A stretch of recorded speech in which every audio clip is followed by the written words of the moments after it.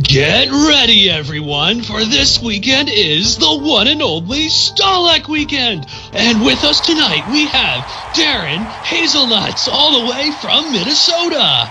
Introduce yourself, Darren Hazelnuts. What is happening? Who are you talking to? Because that's not my name. Oh, let me check my list here. Oh, Hazel Dunn. Oh, okay. Darren Hazeldunn. Hi. Hello, Darren Hazeldunn. With us tonight are our long-standing hosts, Joe the Burninator Zimmer. Say hello, Joe. And Ben Stark Police Davey. Hi, guys. What is going on? And here we are, another episode of the Southern Bannermen. Take it away, Ben. Right. Okay. Hi, guys. What the hell? Yeah. This can take some editing because I'm a bit thrown. That was a hell of an intro. Okay, so Matt's not doing the intros anymore. I disagree. Like he's got all the enthusiasm, and everyone else is just like, all right, what's up? What time is it? Can I get some coffee now? I am literally drinking coffee to keep myself awake for this podcast. So yes. We have a set system, Matt. We have a boring intro, then we say it's been emotional at the end. Everything else in between. Well, this is what happens when you put me on the spot to do the intro. I wing it. Right. So, yes, this episode. What we're going to talk about, Ben? I'll do it to myself for once. Okay, thanks, Ben. It's Stalheck at the weekend, so we're going to be talking about that. Which should be a bit different from our talk about Worlds because there's a big box out, and apparently Mace is a bit of a thing. Nah. Yeah, probably not. We've got Darren on because we are going to have a bit of chat about Worlds, which was pretty cool. I thought. The commentary, which was really good, even though it was illegal and underground. And I didn't hear it. And the A-Team intro that we did seems very, very apt now. And then we got some spoilers. Yay! Hooray! Okay, for the next cycle, yes. And in the theme that we seem to be going, we've got Greyjoy again, which is cool. How did we get to be associated with Greyjoy? We're an island nation. Probably. That's what I could think of. We should lobby to get the Baratheon spoilers, No, we don't want the Baratheon spoilers. They're all bad. Yeah, that's true. There wouldn't be anything to talk about. I would be the only one to be excited, and then as I talk about them, my excitement would just die. No, I love Baratheon as much as the next Baratheon nut, but the card, is it a core card? No, it's bad then. Mm-hmm. It's a bad character, it's a bad attachment. It's just, yeah. Or just, yay, this card kneels someone or does dumb things. They're the only good let's cards talk they release. about that. They're the only good ones they do. Oh, this card kneels. Yeah, that's good. This card's good when you have Mel on the board. Who would have thought? Well, we did get a spoiler for a card that prevents standing. That's just as good as kneeling. Okay, never mind.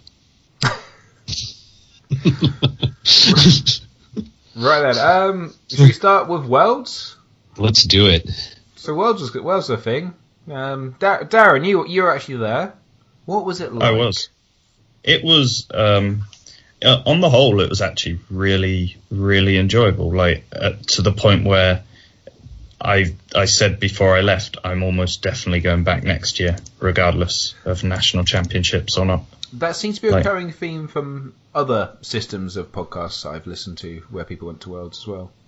It was it had a number of problems. I think it was great despite FFG rather than because of them. But it was these will be the last spoilers we get, guys. You're welcome. Well, I get spoilers for my L5R podcast, and I basically just shit talk them the entire time. In all fairness, hijacking the stream didn't stop them. Yeah, I think admitting to it on the cast probably didn't help our case either. I don't think FFG listened to most of the podcasts. But yeah, no, it was really good. They have these amazing. They call them boneless chicken wings. They're basically just big chicken nuggets. But I pretty much survived on those while I was there. They were. I had like 3 portions of those a day at the FFG Centre because they're amazing. Were they That was my highlight. That was my highlight of Worlds. Was those boneless chicken wings. Boneless chicken wings. So, I think we might have discovered I might be discovering an aspect of uniquely American cuisine that I didn't know was uniquely American. Boneless chicken wings. Yeah, they're not chicken wings if they're boneless. They're literally just chicken nuggets. Or like big ones. Tenders, chicken tenders. I am currently Googling boneless chicken wings. Yes, they are chicken nuggets. Yeah, but they're really good. Americans do. I don't really like sauces. Americans do their sauces really, really good. Oh yes, absolutely. Yep. Wow, I'm learning more things. I'm learning tons of things about America. So basically, they're nuggets with a sauce on them. Mm-hmm. Yeah. They had like they had like 5 different sauces. I went through all of them multiple times. Well, if you're having them 3 times a day, you need to. You're back to the barbecue again. Portion number 15. Barbecue was for mid-tournament, so I didn't end up with something too spicy before I then went on and played more games. So, man, this is making me hungry. So, unlike you didn't quite do it to go and do 3 systems, but you did 2 systems. Yeah, I did Thrones and L5R. How does that work with the kind of timetable? I know you can have different days to do them, but is that make it seem really manic? I mean, the registration was fucking awful because you basically had to say, I'd like to do this day, and then they would randomly assign you one of those days or not a day at all, as it went. So I originally got one of the Thrones days and no L5R day, and then I was like, screw it, I'm going Worlds anyway. I was really down like after my Nationals thing. And I went in about 2 days. I went from I'm going to quit Thrones to I'm going to Worlds. But yeah, I know, right? But yeah, so I ended up doing L5R Swiss Wednesday, Thrones Swiss Thursday, Thrones Day 2 Friday, L5R Day 2 Saturday. Rest on Sunday? No. Thrones Melee was also Saturday, and then the Melee Cut was Sunday, but I dropped from that to go play one of the other L5R events as well. We arrived on Tuesday at about 3:30 in the airport, and then we started Laughing Tree at 4 at FFG Centre. Basically, all I did was play cards for like about 5 days straight. That's a good way of getting over jet lag, I guess. To stay up until midnight American time. I'm not paying several £100 to go abroad and not play cards the entire time, so... That's true. That's very true. Yeah, makes sense. So how was the kind of price book? It looks similar to what we had at Nationals? Except obviously way better. The participation prize support was basically the worst thing I've seen from any games company, barring those who just don't give participation. I might have been happier without participation prizes, to be honest. So you spent $70 and you got some shitty playmat, which literally is just a blue smudge. And like part of the art looks like the playmat's been scratched, and it's not. It's just really, it's nothing. It's just awful. And a hat. So those were what you were guaranteed for your $70 entry. See, yes. Well, you get a hat compared to last year. It wasn't last year T-shirt and deck box. Yes. Yeah, last year was amazing, right? So that's what I thought they always did. I thought it was always a deck box. No, the deck box was you could get the deck box if you cashed in tokens for. So yeah, you got 10 prize tickets automatically, which was enough to get you the worst prizes. Like bottom end prizes were 10 prize tickets. For reference, the Altar Airy was 15 prize tickets. Whoa. Yeah. But every win you got in the main events on the first Swiss days got you 10 tickets each. But not on the second Swiss days where they did the 2 extra days Swiss. You didn't get rewarded for making those days. No, you did. You got extra tickets prize for playing the second day, didn't you? Yeah, there was like a day 2 prize, but you didn't get... You didn't get tickets. Yeah, you didn't get tickets for winning your games on day 2, but it's still part of Swiss, which is weird. But then they also gave tickets during side events, which was good. Like during the melee, it was 4 rounds of Swiss before the cut, and if you won your table, you had 20 tickets, and then 15, 10, 5. So like you could get 80 tickets if you went undefeated in melee Swiss.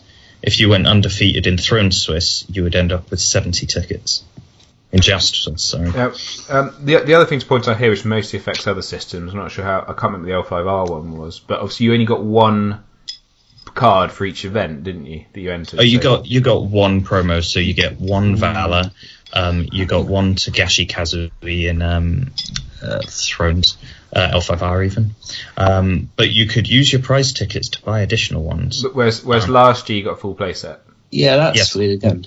Like, last year it was, you got playsets for whatever system you played, wasn't it? But you got one of everything. Mm-hmm. Yeah, the prize support. They sent out a survey afterwards to all the attendees, and I think mine is about a 3-page essay. All positive, I'm sure. Various. There's about half a page of positive. So the best one though is with Netrunner as well. The art they wanted to do fell through. So the art they've got is from a different faction. To the art, so it's a criminal card, and it's got an anarch on it, which makes no sense, and it's one of the worst cards ever printed. But thanks for coming to the Worlds. Netrunner's dead game anyway, so that's fine. And more players than friends, isn't it? I don't know. Okay. Europe didn't win Netrunner, so it doesn't matter. No, the Aussies did, so they still get out the American hands. They're kind of European. I mean, we in Thrones, the Australian national champion, we adopted him into Team Europe for the weekend, so all of Australia is now Europe as a result. Yeah, basically is. So what did you play at Worlds? I decided to fly halfway around the world to kneel the wall for a while. I played Knights of Fealty. How many Trump references did you make while you were there? Not many. Okay. I was focused on winning, which I didn't win. So you came very close, Darren, and I have to applaud your performance. You did very well. You were I heard you were out of the cut on extended strength of schedule. So what FFG did for all their games, because they had multiple Swiss Day tournaments that then they brought together like their 4-2 records or whatever, is between the 2 days they deleted all your strength of schedule. Oh, so then you had basically the second day was just 2 days of Swiss, right? Mm-hmm. So if you were on Swiss, not days. Yeah. So if I was on 4-2 as I was, I won my first match.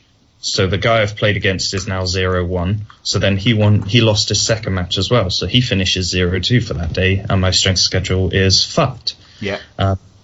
Despite the fact that my only 2 losses in Swiss were to the King of Swiss and 4th place after Swiss. So when they input all the results in Jousting Pavilion, if they'd have retained strength of schedule, I'd been 8th at the end of Swiss. Yeah, that's a bit arse. And where did you come? 17th. Yeah, that was even more arse. There were 2 people who missed the cut, which was myself and Alejandro, who were 6-2 and missed the cut, and we would have been 8th and 9th. Gotta love Tome. So the thing I remember is I swear they were advertising that it was meant to carry over your strength schedule. So I think what happened was it carries over your strength of schedule points, but it doesn't remember who you played in your first day of Swiss. So you can't continue gaining strength of schedule for the previous people. There was a weird one I'm seeing in L5R where the second place Lion player who wasn't in the top 16 got into the challenge round, and they said something about day 2 strength of schedule, even though his strength of schedule on that was actually lower than the other Lion player, which I found a bit bizarre. I don't know, because L5R was screwed anyway, because they had like 110 people on day 2, and they did 2 rounds of Swiss cut to top 16. They need to do 3 or 4 rounds at least. Their 6-2s for that game went from 14th down to 48th. Yeah. Which is a little bit daft. But I mean, they're running their tournaments on Tome, and Tome can't handle the tournament structure they're using. Is the real problem? No. Like, it sucks to get knocked out in 17th, but whatever. You got your beanie though. Yeah, I got 2 hats. Well, one good thing about the beanie is that it seems weather appropriate, and so I see what they're doing here. They had a T-shirt. Now they have a beanie. That's not weather appropriate. The T-shirt's not weather appropriate. They need a hoodie or a coat. The T-shirt was they're dipping in. It's about layers, Darren. Layers, Ben. So they're going to start with the T-shirt, move to the beanie, next scarf. What about some tracksuit bottoms? Please don't give them ideas. Please. Scarf They're bad enough already. A scarf might be kind of nice actually, and then sweater. I don't wear a scarf anyway. I want a scarf. But their culture, they want to attract they want to attract this Eurocentric football-loving crowd, and they all wear scarves, right? I very much could see FFG printing a scarf. It sounds like exactly something they'd do. The only thing that annoyed me watching the streams, though, was with that horrible playmat. And, I was trying to be positive, it's a horrible playmat. It was, why didn't they just do the playmat, like the L5R playmat, which was on the stream setup? Which is just that plain white one with like the very nice kind of. That's still shit. Like, it's still a blank playmat. It'd be better than that, than what you got. It's still just a blank playmat. Like, your $70 get you a blank playmat, which is not. I understand they're trying to go generic because everyone's getting one, but that's why the deck boxes worked. The deck boxes would be used. Who the fuck is gonna go? Oh, I'm gonna use this playmat. Yes, it's blank. And also, in all fairness, what does the Rune Wars player do with the playmat? Well, I mean, the Rune Wars player plays Game of Thrones, so. That's right. The single Rune Wars player. Yeah, like there were 13 there. I'll have to know. That makes Call of Cthulhu seem like it was popular. I mean, it's a world championship where it's not big enough in any country to send national champions there, and anyone who wants to travel has to take a big ass fucking army. Yeah. Along. Has there been a national championship for Rune Wars yet? Yeah, we had one. Yeah, I didn't remember it happening. It had like 4 people or something. Yeah, I'm sure it's tucked away in the corner somewhere. The problem is a lot of people, when you got that big weekend, a lot of people play Rune Wars probably also play X-Wing and Armada. And they probably had the choice. Maybe of one they just or the other. did some demos and just went, "Congratulations, you've won! You got the national champion." Well done, you've won more demos than anyone else. You're the national champion. Yes. Now, I think it's they're going to keep pumping money into it. Without being negative, I think it's a failed idea because it's an IP no one cares about and it's too popular a market. Anyone who would have bought it is going to buy Star Wars Legion. Yeah, I imagine. It's quite frustrating because I have no interest in Star Wars Legion, but I really, really like Rune Wars. But I'm not going to I've played it several times, but I'm not going to buy it because there's no one to play with. The game's great. Right, waste of money. The game is really good, but you're not going to get any games. So what's the point? It's too expensive to only play once a month or once every other month or something like that. That's my issue. But anyway, so. Obviously, was it Reinhard won Worlds, which was really awesome, with his Targaryen reigns. Not Targaryen, crossing. Very important. Against Greyjoy reigns. I was kind of happy either way. I was going to get full bleed Dagmar. Or we get all these cool, or we get the tile cards, which will be very different from what we got last year, which is cool. I didn't want Lannister or Stark winning, because I don't want to repeat cards. I thought it'd be. I didn't want it to happen, but if the Lanny Rose combo deck had won, it'd have been quite funny for the Worlds deck. Because they've been. The last one was like, oh yeah, new players can just buy this deck and be in the game, and they're like, here you go, have a combo deck. Yeah, that would be great. Yeah. Here's a cheap way of getting into the game. You won't win a single game for like 100 games. You have no clue how this deck works, but here you go. To be honest, I think one thing, if they really want to bring in new players, I think a set of 2 decks would be just a perfect way to bring in new players. I know Magic does something called dual decks, where these are 2 pre-constructed decks. They're designed to be played against each other. They are perfect for new players, and they get sold all the time to people just getting into the game. So it would be so nice to have okay, Game of Thrones living card game, Lannister versus Stark. Here you go. and that would be so nice. So what I'm getting at is I'd love to see the Greyjoys versus the Targaryens as, the product for the year, because that'd be so great for new players. You get 2 decks. You get to play with a friend. I think FFG's only problem with that is like in Magic you can buy them if you're already a player, you'll buy them anyway to get the cards out of them or to get some nice sort of foily planeswalkers or whatever. Whereas here, like, they're gonna, unless they put exclusive cards in those packs, no one else, they're only going to new players, and I don't think they. People already buy the full bleeds. I was about to say, if you made them full bleeds, people would buy it. Oh yeah. Oh, definitely. Yeah. 2 decks as a full bleed. It'd be great for new players, and it'd be some sweet swag for the veterans. To be fair, all they have to do is like in the new year start re-releasing Cycle 1 alongside whatever cycle we're about to start releasing, but as full bleeds for every pack, and they basically just double their money. Everyone would buy them. Yeah, That's true.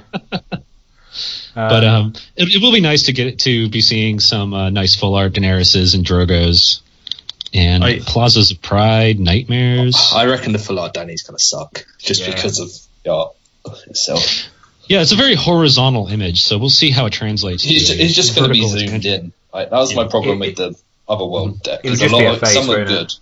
Yeah, some were good. Some were just like, here's the same card very close. I love the with the March to the Wall and the Confiscation, which are just slightly zoomed in versions. Like they've gone magnify to 110. Oh yeah. Reinhardt is a good winner though. He was like one of the friendliest guys. Speaking to it when he won Euros, he was just so nice. He just you can't help but like him. Yeah, he's just a happy guy. And Heads and Spikes, the ultimate skill card in the game, which was repeated in the chat many times with him on. I think in the top 4, in the top 4. Of worlds, there were 5 Heads on Spikes in plot decks. There you go. 5 out of a possible 8. Yeah, I mean the combo deck doesn't run them, which is where they lost out. Yes, best card in the game. So 5 out of 6 potential Heads on Spikes. But Darren, did you get a playmat for Worlds for Thrones?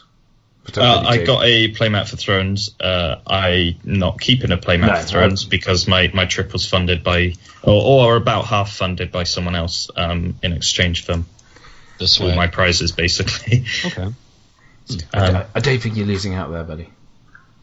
I quite like the. Well, I mean, I wouldn't play it, but I quite like the map. Actually, I'm really envious of the Valor Morgulis. I actually really like that art. I think you're one of the few who doesn't. I really can't stand it, and I'm just assuming my opinion is echoed by everyone in the world ever. Oh yeah, I have a spare one. Hey Darren, so you're going to Stalheck, right? I am going to Stalheck, and I'm bringing my spare Valor with me as well. Darren's having a free weekend. Is it promised to anybody? It's not. It's my enterprise for the weekend. Okay, thanks. I'll meet up with you. I would love that Valor. So Darren, whoever beats Darren at L5R over the weekend. Okay. So nobody. Yeah, but that gives you makes people play L5R with you, then you potentially just keep your Valor anyway. So Darren, just quickly, if anyone is thinking about going to Worlds next year, what would you say to them? Where are they from? Well, I'm assuming Britain. I don't know. Oh, if they're going from the UK, then they should go. But don't expect FFG to be competent. Like you're going to have you get to play some cards. If I go, because I went and just played cards constantly for 5 days, right? And I am really happy if I can just sit down for 5 days and just keep playing cards, and then go back to the hotel. And Sunday night we played cards till like 4 a.m, Monday morning, and I'm happy if I can just keep doing that. If that sounds like your idea of a fun holiday, then you should definitely go, because everyone there is like a really great person to hang out with. Even the Americans, they were all right. I'm surprised.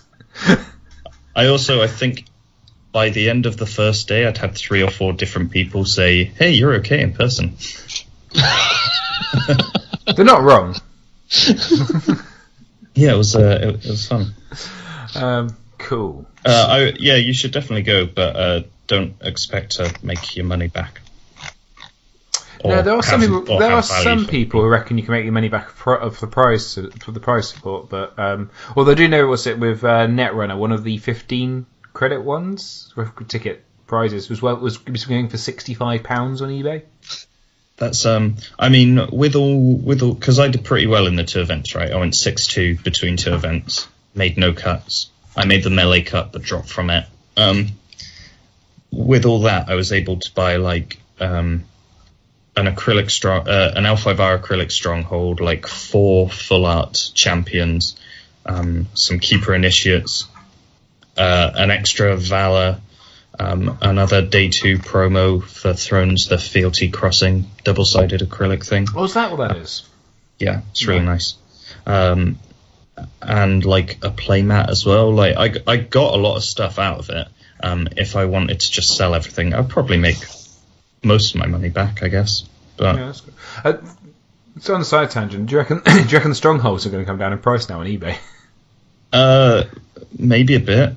I don't think they're going to come down that much. But they're still going to be available through Kotai season and stuff. So yeah, that's what I'm thinking.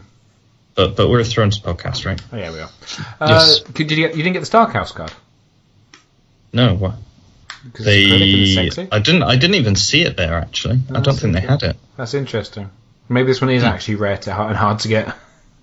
Yeah. Unlike the Night's Watch one, they're practically giving away now. Yeah. Cool. So, Stahlecks, you three are going, you lucky bastard. Yes. I'm going in about 10-15 minutes, in fact. I need to go back in time and make sure my daughter's not born in November. Or you could just skip her birthday. I could. I think one. I'm just getting her into card games, so we've just signed up for the local Pokemon League. Do what Liam did. Nice. Do what Liam did and drag your entire family abroad. Yeah, my wife would murder me. She'd be fine for like a day, but yeah. There's bugger all to do in that town. That's the other issue. You know, it's not like if it was like in Berlin or Munich or something, I could see it kind of having some appeal. Mm-hmm. Being in the arse end of nowhere in Germany, not so great. But obviously, I'm not going to talk about what you guys are playing because this is going up before that. But how much testing have you done? How much has the Tyrell box thrown you guys into chaos? I know for me at least, because obviously you guys could test prior to Worlds, and I just ignored Stahlecks before Worlds.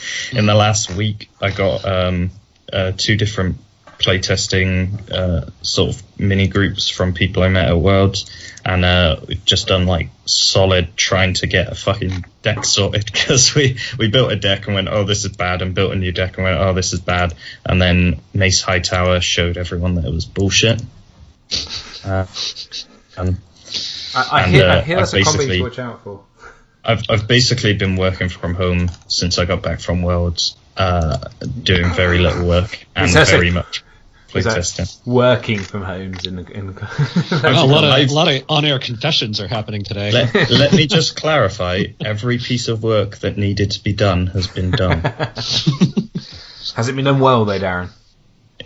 It's been done as well as is necessary. Are you proud of the work you've done, are you, Darren?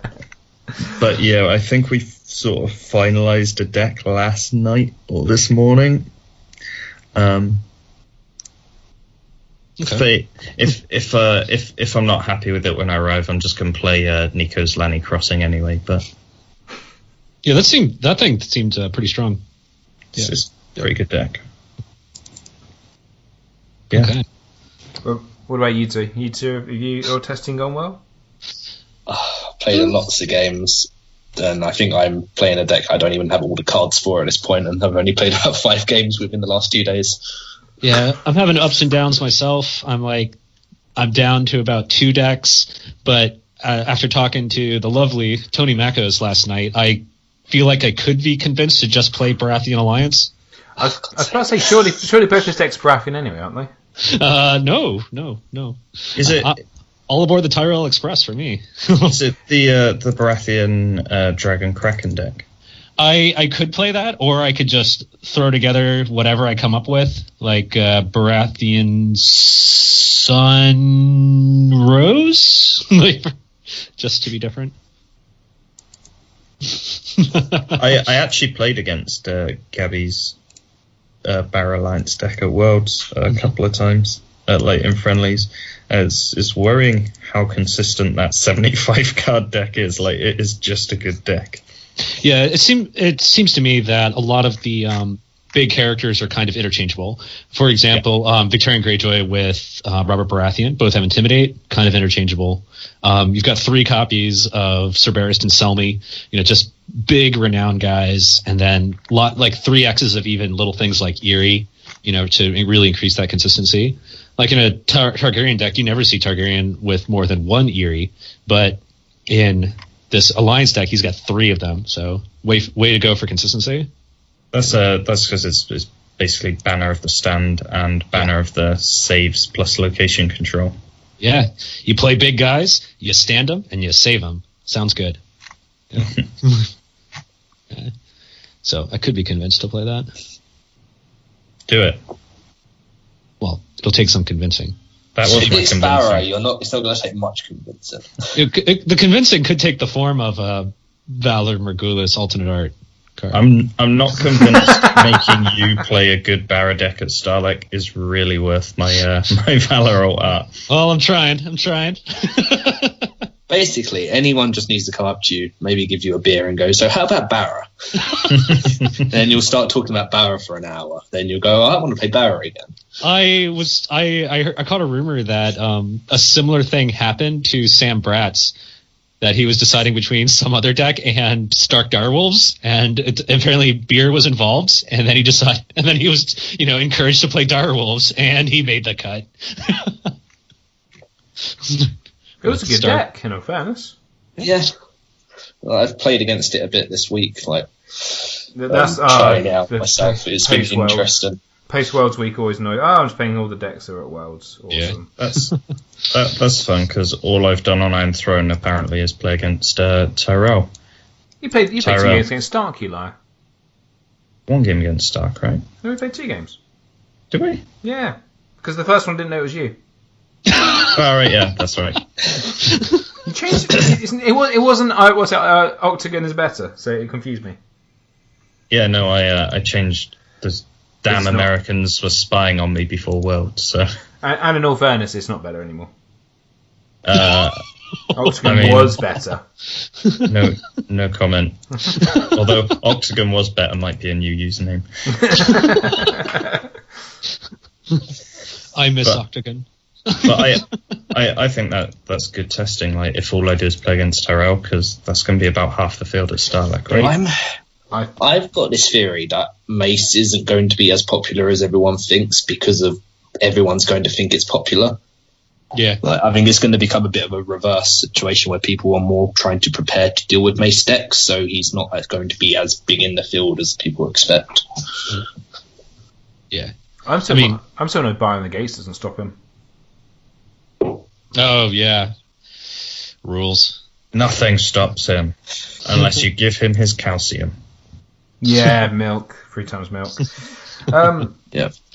But so I mean, what we're thinking, do you think Tyrell's going to be the most representative faction?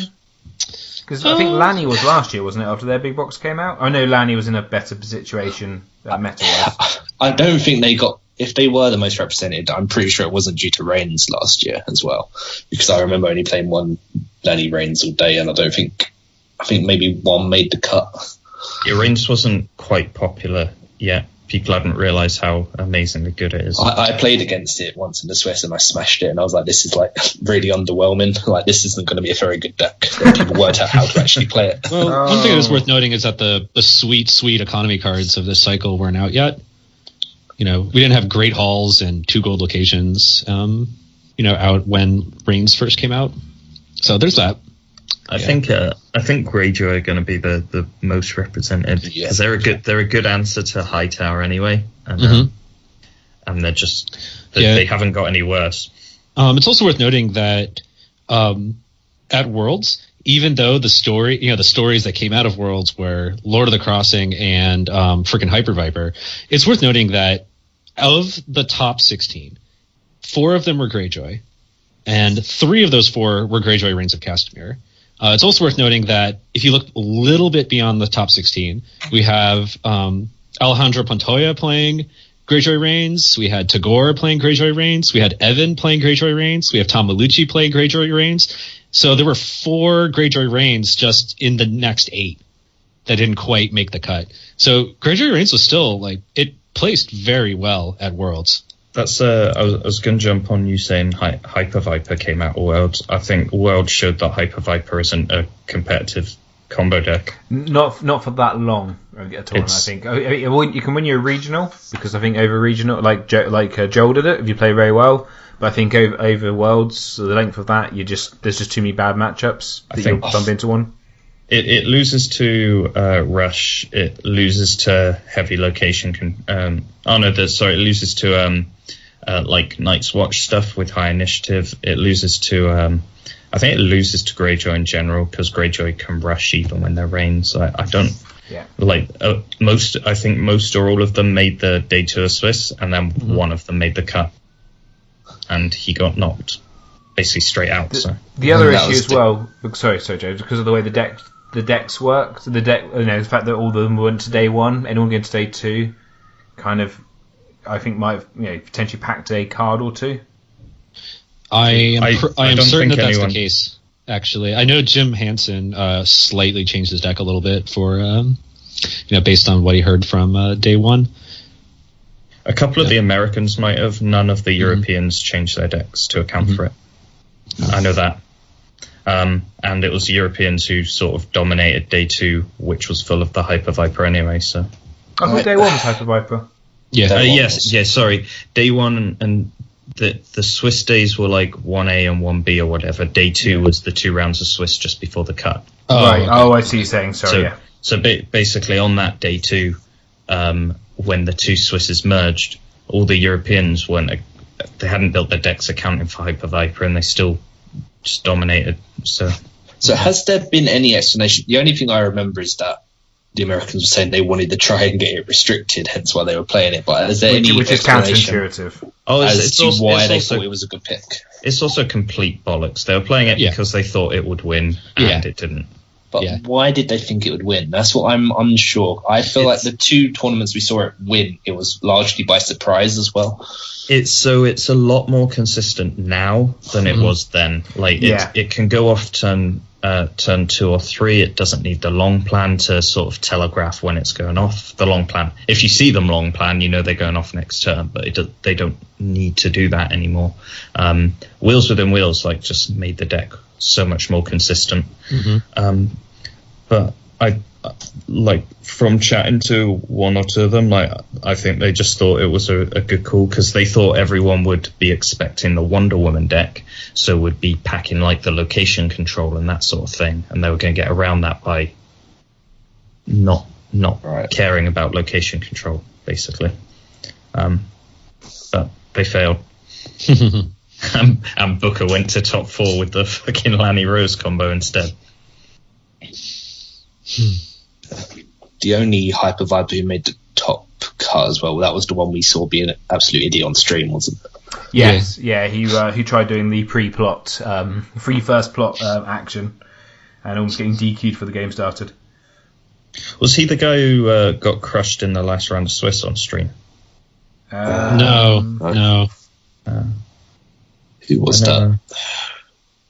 I didn't see the last rounds of Swiss. I was being stuck in a massive car accident. Last round of Swiss, he was against Nico, who was playing the Lanny Crossing. Oh yeah, that was, I think, second to last round. Yeah, that was the first on the stream. Sorry, round 7, not round 8. And Nico apparently just he just won before the combo got near firing off. So. He was 10-0 up after turn 1.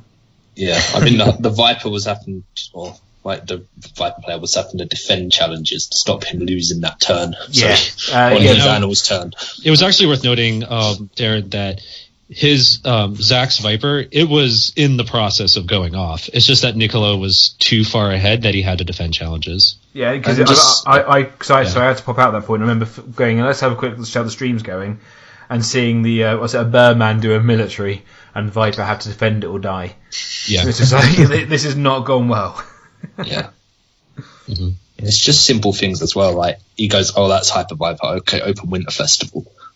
Yeah, you know exactly what you have to do against it. You know there's minimal risks in that sort of area. Mm-hmm. Yeah. It was the same. Like I played against one in a friendly on the weekend. I didn't get paired up against them, but I had 3 6 initiative plots in my deck.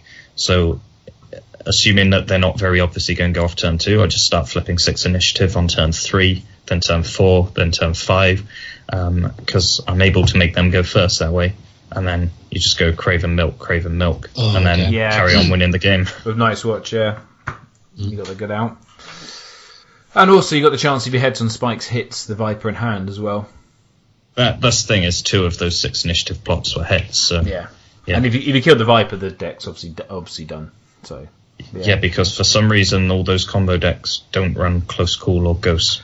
They said the one of them was, and I tried it at Joel's for a while, which did run Close Call. The problem at that point, obviously it's a pre-Wills Win Wills, is if you have to play Close Call, you lost all tempo, and you probably were going to win the game in time. Mm-hmm. That's true, but if you don't play Close Call and you get dead, then you've already lost the game. There's no point even trying. I agree with that, but I can see why they didn't put them in, thinking if you're playing this, you're out, you've lost. So you've lost either way. What's the point? Well, it's not as bad as I'm sure I told people in here before. When that first deck, when Hyper Viper first hit Thrones DB, and I went down my local club, and a guy had the deck, and I went, okay, cool, and he went, yeah, this deck won a region. I went, yeah, I recorded it, I was there, but cool. Sets up the Viper in turn 1. I'm like, oh, you've not understood this deck, have you? Okay, I'm gonna do a military. Oh, I have to defend that, don't I? Yeah, cool. Yeah. Okay, next time I'm gonna do a military. Oh, I'm gonna have to defend that. Yeah. You really are. Yeah, that was quite funny. Cool. So, what are predictions, Stahlecks? So, Tyrell, most popular faction, or Greyjoy and Tyrell, Greyjoy? Or very close. Yeah, I think it'll be pretty close. 20% of the field each, maybe. Probably. Okay. I think Martell are going to be really popular as well. I do as well. Although. The reset matchup for Mace, because Mace is meant to power about doing anything. Yeah, because they're heavy reset board wipe. You go back to Last the Giants Varus, and then Mace never sticks around. Because that's the problem. That is the only issue, that the fact that Tyrell now doesn't have to interact with them to win. Also, I'll let you in on a little secret here. Oh, secret tag. Little secret. Mm-hmm. No one will hear this before Stalheck, right? Yeah. But, okay. That's fine. Good plot line for the current meta. Run both Political Disaster and Nothing Burns Like the Cold. Yeah. Wall decks fall over. High tower decks fall over. Everything falls over. I assume if you're running that, you're only running limited yourself. Yeah, you'd only run limited, so you maybe run one of something else, but know you've got those plots. Yeah. So. Yeah, that's a really good idea. I can see that working. I'll be surprised if people haven't already done it. I've seen it done, and I'm not fully convinced on it. I think it requires a bit too much setup and can be played around. You probably having to do that out of Reigns, aren't you? I mean, or maybe Crossing. I was doing it out of Conclave originally, and it worked. So I think it'll work out of any deck if it works out of Conclave. Fair enough. So this is a good question. Do we think that we will see a breakthrough Conclave deck? No, I think it's too soon. I almost took Conclave. No, I think people take Conclave, but as Jay said last year, Reigns, which is far more powerful. People have had a bit more time with Conclave than they have had Reigns at the time. I reckon one Conclave will make the cut, or at least get into the elimination round. I don't think one will make the cut, but I think there'll be sort of one or two do okay. But I think it's sort of this coming cycle of first pack or whatever that are going to start to push that deck a lot more. The issue with the Conclave is right now you're having to run lots of very weak characters because there's not really any good maesters that are above 3 cost. And having to have 12 maesters in your deck, I think, is kind of limiting. Once we get a better cost curve of maesters, even just some decent 4 and 5 cost ones, I think Conclave will be probably in a better position. I'm going to have to disappear because I've got to start going to Stahlecks. No, that is cool. Thank you very much for coming on, Darren. You're going to miss our spoilers now. Oh, I am going to miss your spoilers. That's a shame. I'll see 2 of you in Stahleck and 1 of you some other time. Yeah, some point soon, I'm sure, buddy. All right. Cool. Bye. Yeah, I'm not convinced. I think Conclave isn't there yet. I'm not even sure. I'm still not convinced it's that good an agenda at the moment. I don't think it's as powerful. There's Reigns and Crossing, which almost didn't take long to kind of get people to twig and make them good. I've seen clever uses of it, but you can't. This is a thing you've kind of got to stop fully comparing it to the top agendas and more that this is the game plan I've got. And this is what it's doing. It's a different game plan to Reigns and Crossing. I get that, but I think that having to have a Maester win a challenge, as I said at the moment, I think that's not that easy. If there was some sort of attachment, is there not an attachment that gives the Maesters type? Is there yet? So the sort of benefits that you get there, though, is that you're forcing your opponent to kind of play into it a little bit. So obviously you're going to have other good characters. Your whole deck's not just 3x every Maester. Oh, no, I know that. So it becomes that sort of game of, here's, I will do this challenge, what are you going to do about it? If they don't block it, then you get something out of it. What faction's going to run it, though? Because I've been thinking about this. So my initial thought was, Baratheon could kind of do that, because they could do with importing decent characters, because they lack Stark. I'm perfectly fine with it with Gates of Winterfell. But here's just hear me out. So this is what I'm saying. So Baratheon, I don't think is a very good home for it because you've got too many free costers already. Yeah, you're just making you. Stark, I think, is in the same category because most they're good characters now. Most characters you're kind of building the deck around is you've obviously got Robb, Eddard, and Cat, but then all the rest are free cost. Again, you're using the same cost point. But you import some. You import some pretty good stuff. Like you can import Crescent, you can import a Kaliot, but you can also import Housemaster. For a 2-coster. Yeah, I mean, my understanding of, at least so far, of Conclave is that think of it as like Kings of Summer. If you're not trying to go Reigns and you want to use your house card, for things, but you don't want to be locked into playing all summer plots, go ahead, try Conclave. See, I'm not convinced. I think Kings of Summer might be a bad comparison. So I think that's a relatively easy agenda to kind of just see the benefits from. Yeah, I don't think it's necessarily the same as Kings of Summer. No, I think maybe Kings of Winter might be a better comparison. You need a game plan with your top deck. That is what, if you're going to play it, you're working on the idea that you want to start doing things with the card on the top of your deck and work out ways of leveraging that. So stuff like Gates of Winterfell into maybe going, oh, look, I've put a Winter's coming here. I'm going to use that on this next challenge. Or just leveraging the card on the top. What we need is a card like they have a netrunner called Oracle May, where you go, I guess I guess what the next card is. If you get the type it is, and if you get the type wrong, you discard it. If you get it right, you draw the card, and I think you're getting credits in that. So maybe you gain a couple of credits. Yeah, Oracle May was fun. Yeah, so we need something like Oracle May, like a location or something, which says if you can guess what the top card is off your deck, then you get this benefit. Yeah, I think there's also better Maester cards coming out, so it will get more interesting. At the moment, though, it's not as bad as everyone thinks, but it's not going to win anything. I'm not saying it's bad. I just don't think it's. Yeah, so I think we need more characters because I think, and the Tyrell box didn't seem to help the theme. The Tyrell box seemed to help Knights. So if Knights had won, I think we'd have some really good Knights decks right now. But because Maesters won, it kind of feels like we're in this weird point where the parallel universe. Yes, it's about Brotherhood level, I'd say. Is that Brotherhood? Yeah. Okay, I think that's fair. Okay. Any other predictions, Stalheck? Who's going to win? I don't even know. Anyone. I don't even know 300 of the names of 300 of the people who are going. So now he's not here. I'm actually going to put £5 on Darren to win because I think he's owed due one. Whoa! But he hasn't got any odds. Yeah, he has. I asked him. He's 26 to 1. Nah, I didn't see the odds. Where are they? So who is it who has odds on the entire castle, like the whole value of the castle of Stahlecks, to 1? Oh, but Brian? Yeah, that seems like a good outside bet. I think that's a good outside bet if everyone puts about £1 on it, and then we rig it so that he wins. And everyone goes home as millionaires. I think we could go to Angela Merkel and say, hey, we bet for this. We can't split the castle 300 ways, so we're gonna need 300 castles. You okay with this? And then we become the lords of Europe. Yes, that's exactly how it works, Matt. That's exactly. That's I can see that you you understand medieval history very well. Yeah.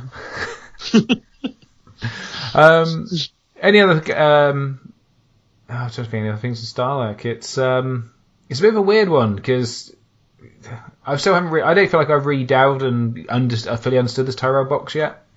There's still a lot of cards and combos and decks I want to try that I haven't tried. So I kind of, I think something Tyrell could win, and I think I could see there being like a surprise Tyrell deck. I saw a very interesting Tyrell deck this morning that someone who remained nameless sent me, and that it just looks like it's leveraging all the good new cards. Okay. Why do I feel like I know what you're on about? No. There was a really good combo I hadn't thought about, but makes complete sense, and Well, I don't want to spoil it. We can talk about it in the next cast. Yeah. What I think is going on is that, for the most part, a lot of us are looking at the Tyrell box and slotting it into existing decks, rather than really thinking about the brand new deck types that come out of it, such as Mace. It seems like a Mace Hightower deck. It seems pretty good, but we haven't had enough experience with in competitive events in which Mace is included. So, and I think this is a problem with not really a problem. I think this is a feature of any mass, insertion of cards, is that it takes a little while for the meta to sort itself. And so we're kind of, feeling around in the dark right now. And of course, it all gets flipped to his head in the next pack as well. Oh, yeah. But I think everyone has a rough idea at the moment. We don't necessarily know what the whole field's going to be, but I think everyone understands what the strong decks out of the Tyrell box are. Everyone is preparing for Mace in some way, because we all understand he's very good if you allow him to do his thing. You need some sort of method to deal with him. I think there's been enough big tournaments big-ish tournaments, kind of 20, 30 people, that we've all realised that people see Mace, what Mace can do. Mm-hmm. Yeah. So, personally, I'd like to throw out there that we learned from Worlds that crossing is looking pretty good. Let's see. So maybe some Lannister crossing could be up there. Targaryen crossing, Greyjoy crossing, Tyrell crossing. Some rushes sound like it. They'll make a big splash. That sounds likely. I still think Greyjoy Reigns is, at least based on the World's results, is still really good. I don't think things are going to change too much from Worlds, except for the fact that Tyrell won't be the second worst represented faction. Oh yeah. They're definitely moving up the ladder a bit, which I never quite understood why Tyrell dropped off that much, because they were still really good. I think third race represented the first race. Yeah, I think they were ahead of Stark. They were very low. They were very ahead of low Stark represented. and Barra, I think. Well, then it was them, wasn't it? Well, I think what's going on is keep in mind the American meta the North American meta is different than Europe. America has so far been pretty slow to take up Greyjoy, which Europe has definitely embraced. Wasn't the Greyjoy finalist American? What's up? Wasn't the Greyjoy finalist American? The Greyjoy what list? The finalist. He was American, wasn't he? Yeah. No, but it took a while for them to uptake it. It is true. Yeah, as a whole. Yeah, so I think what that meant is that maybe people who were going to play Tyrell kind of switched to Greyjoy, whereas in Europe, things have been settled for a little longer when it came to Greyjoy and Tyrell's role. That's not. The Tyrell is meant to generally be the thing that beats Greyjoy. That was always my experience. Is that Greyjoy can't compete when it comes to a sort of renown battle with them. The only way they can win is if they get that strong valor off. But they have Tyrell have the ladies in waiting and plenty of ways around it just to kind of secure themselves. If they get Marge out with a Duke, then they don't care what you do. Yeah, so that's like a second order, like a response to, say, an uptick in Greyjoy, which I think took a little longer for. But you were saying that people were moving away from Tyrell to Greyjoy. But I don't understand why you'd do that. Oh, we'll ignore that part. Damn you, Joe! Stop using his lone logic against him. Yeah. Point is, we don't know what's going to happen. Well, no, we don't. We can guess. And I think Worlds is an indicator. I think Martell will be slightly less represented because you won't have this big rush of Hyper Viper. I wouldn't have thought.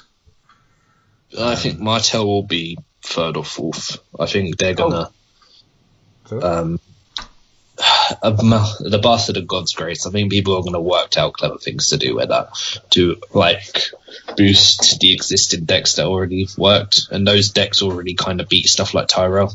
I should put the caveat. I still think they're going to be up there. I think they're going to fall back a little bit because you're not going to have half of a whole Swiss basically. It seems playing Hyper Viper for one day. Mm-hmm. Because again, I think over a big tournament like Stahlecks, it's not consistent enough to get, it might get you to the cut, but whether it's going to win in the cut, because there's going to be one of those matchups that's going to go wrong. Yeah. I still think, looking at the way, I still think Baratheon and probably Stark are going to be quite low down. Yeah. Baratheon will probably be bottom of the barrel. They've got nothing in the box, which does anything for them. However, I will throw an outside bet out there.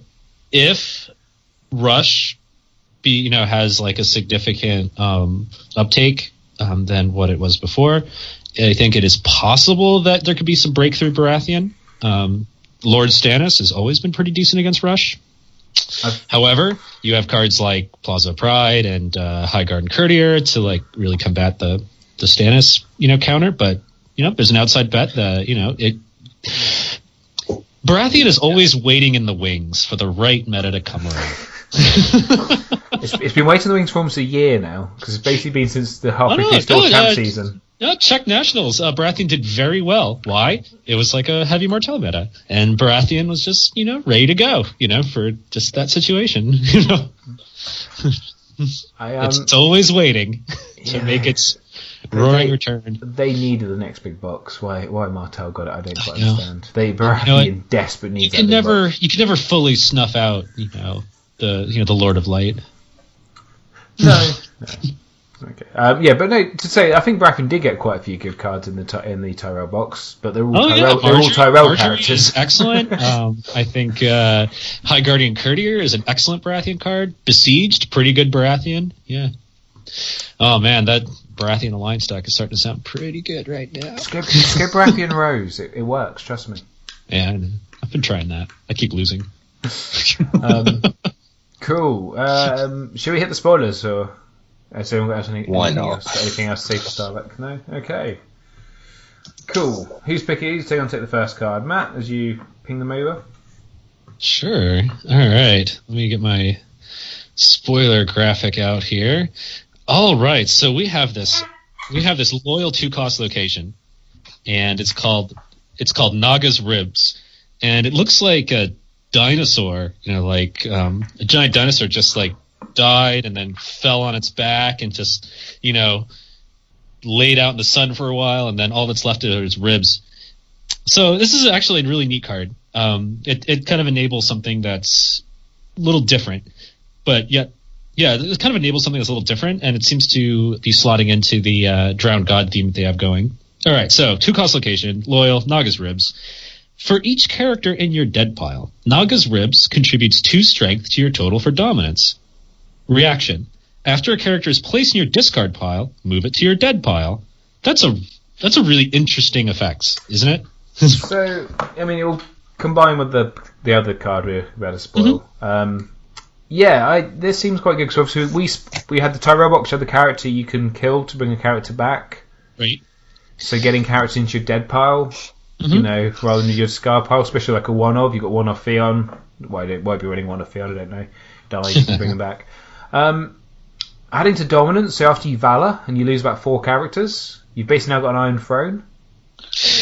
Yeah. Mm-hmm. It seems pretty good in the right deck. Yeah, it seems interesting. I'm actually really interested in the fact that this is the first time I've seen an effect where a character, well, besides say Ghost of Harrenhal, where like a character being in your dead pile is better than it being in your discard pile. Like you don't see that very often. And I think that's very important. That reaction, I think, makes it possibly from going questionable to being possibly really good in the right deck, because you know, fine, I'll just Varus. You know, that became a thing. I'll just use Varus then. You go, cool, you Varus. I'll put them on my dead pile. Yeah, that's true. You can totally do that. Yeah. So I think this is a very interesting card. I think it's a very interesting card, and I'm looking forward to seeing what sort of decks people can come up with it. Yeah. Yeah. It definitely seems like the card that's going to enable something. Exactly. Yep. Okay. Also, combos very well with the spoiled green site, in my opinion. Which one was that? You can dump things into your discard pile. So yeah, you flip the cards at the top, you discard your opponents, you move your card into your dead pile if it's something that works from your dead pile. Okay. Yeah. Also, and obviously, synergizes very well with Core Damper. Of course, yeah, and what they seem to be going for with the Drum God. Oh god, you have this and the Iron Throne. Yeah. Christ.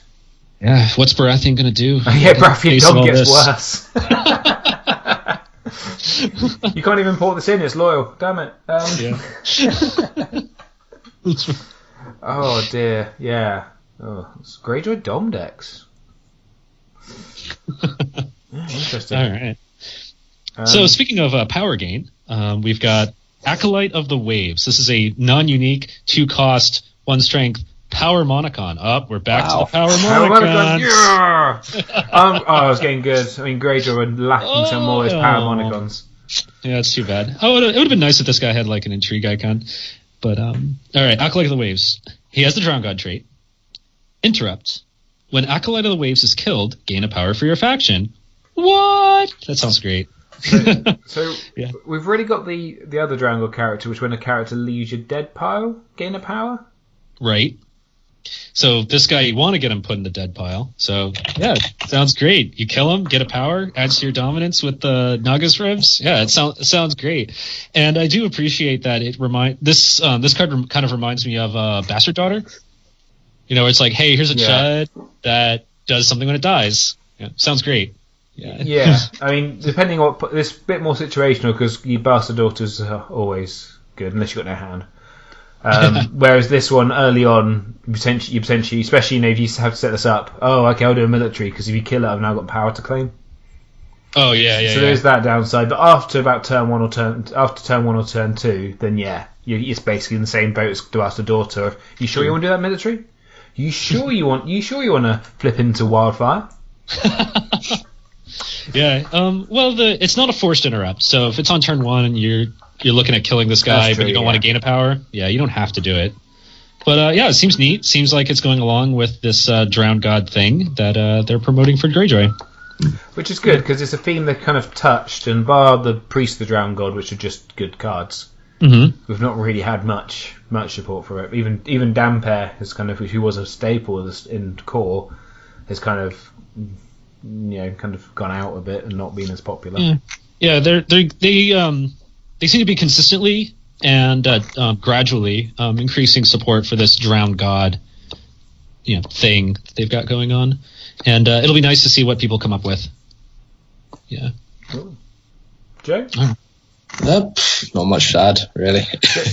You see, these cards. I mean, especially the card's he's not the most interesting card. He's good, I think, but he's not interesting. And the other card, Naga's Ribs, seems like a really good card, but it seems like it's going to be a good card in 3 to 6 months, maybe longer. Well, we'll see what people come up with, of course. It's very much indicating there is more to come. Yeah. Acolyte of the Waves is it's one of those cards that just rounds out a Drowned God deck. So. Have we seen any other Drowned God tech in the other spoilers from the cycle?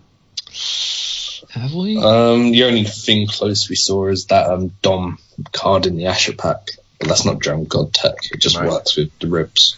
Cool. Oh, okay. Cool. Well, exciting times. And obviously the new pack is out next week. Is it? I think. I want to say it is.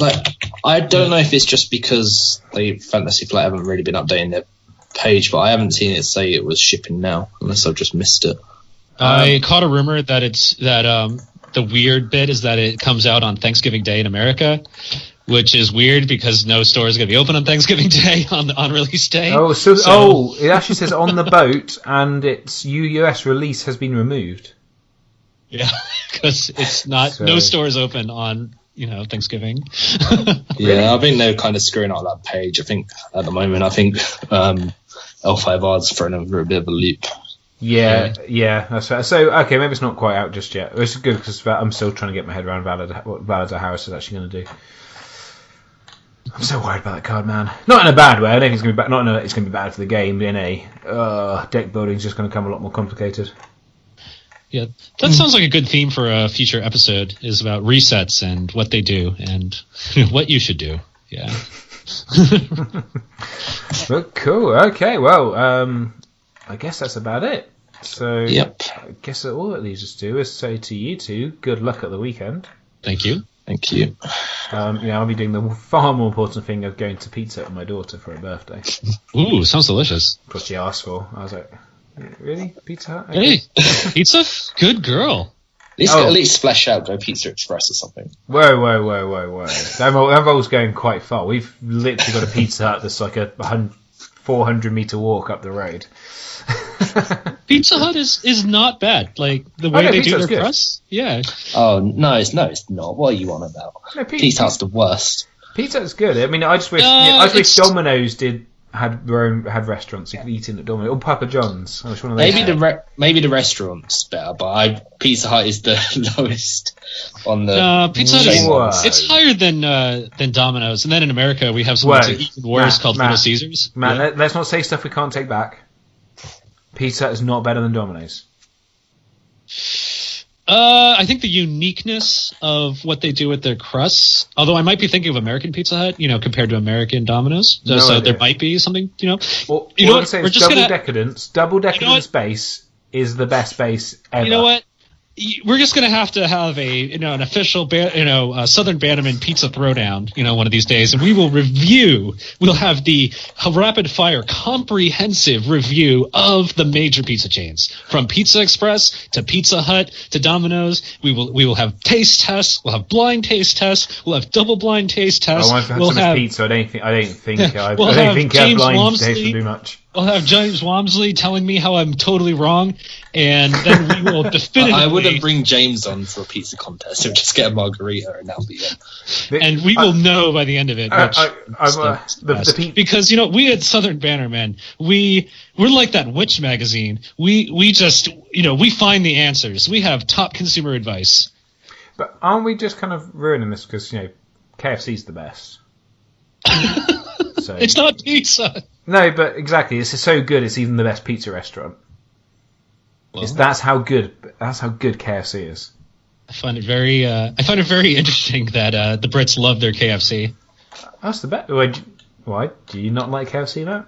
No, it's very interesting that a restaurant called Kentucky Fried Chicken would do so well in Britain. Well, that's why it's called KFC. So we had to think about that.